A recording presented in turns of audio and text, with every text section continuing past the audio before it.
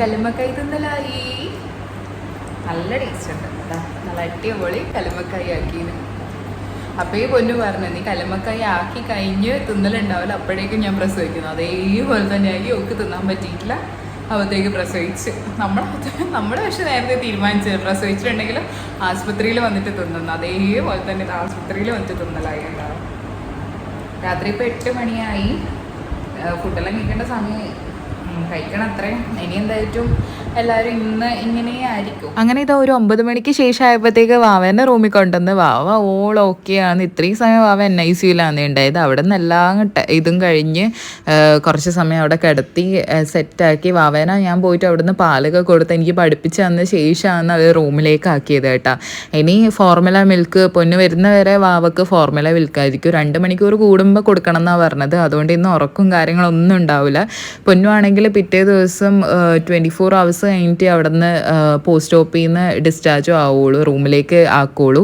അതുകൊണ്ട് അതുവരെ വാവ നമ്മളെ കെയറിലാണ്. നിച്ചു ആണെങ്കിൽ വാവേനെ കണ്ട എക്സൈറ്റ്മെൻറ്റിൽ ഞാൻ എടുക്കാം വാവേനെ, ഞാൻ പാല് കൊടുക്കാം, ഞാൻ കയ്യിലിടാം, അങ്ങനെ നിച്ചുവിൻ്റെ ഭയങ്കര എക്സൈറ്റ്മെൻ്റ് ആയിരുന്നു കേട്ടോ.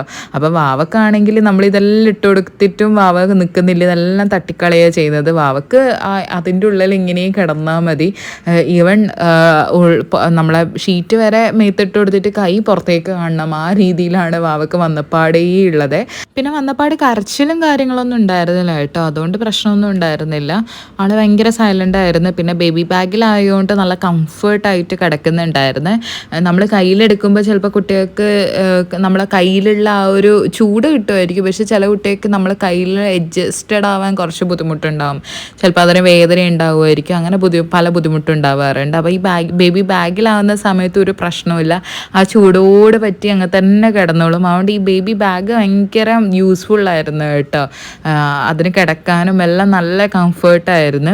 അപ്പോൾ ഡോക്ടർ ആദ്യം പറഞ്ഞിട്ടുണ്ടായിരുന്നു, നഴ്സുമാർ ആദ്യം പറഞ്ഞിട്ടുണ്ടായിരുന്നു ചൂട് നല്ലോണം, അതായത് നല്ലോണം പൊതിഞ്ഞ് കൊണ്ടുവരണം, നെഞ്ചത്ത് തണുപ്പ് തട്ടാൻ പാടില്ല എന്നൊക്കെ ആദ്യം പറഞ്ഞിട്ടുണ്ടായിരുന്നു. അതുകൊണ്ട് പ്രശ്നമൊന്നും ഉണ്ടായിരുന്നു. നമ്മൾ നല്ല വൃത്തിക്ക് അതിനെ പൊതിഞ്ഞ് സെറ്റ് ചെയ്ത് വെച്ചിട്ടുണ്ടായിരുന്നേ.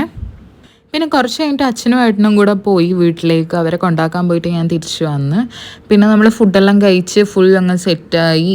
വാവയാണെങ്കിൽ ഉറങ്ങുന്നൊന്നുമില്ല, ഇങ്ങനെ കണ്ണും തുറന്നിരിപ്പായിരുന്നു കേട്ടോ. അപ്പം